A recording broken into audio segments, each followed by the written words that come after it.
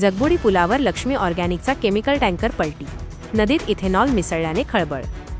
मुंबई गोवा राष्ट्रीय महामार्गावरील जगबुडी नदीच्या पुलावर शनिवारी दुपारी 1:15च्या सुमारास केमिकल टँकरचा भीषण अपघात झाला।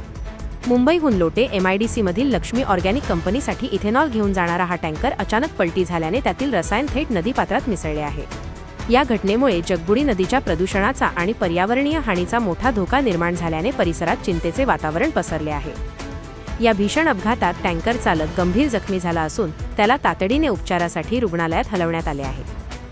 घटनेची माहिती मिळताच भरणे नाका येथील सामाजिक कार्यकर्ते स्वप्नील पाटणे आणि त्यांच्या सहकाऱ्यांनी तातडीने घटनास्थळी धाव घेत मदतकार्य सुरू केले। खेड पोलिसांनीही तातडीने घटनास्थळी धाव घेऊन परिस्थिती नियंत्रणात आणण्याचे प्रयत्न केले। विशेष म्हणजे काही दिवसांपूर्वीच याच लक्ष्मी ऑर्गॅनिक कंपनीचा टँकर भोसते घाटात पलटी झाल्याची घटना घडली होती। त्यामुळे कंपनीच्या वाहतूक व्यवस्थेवर प्रश्नचिन्ह निर्माण झाले आहे।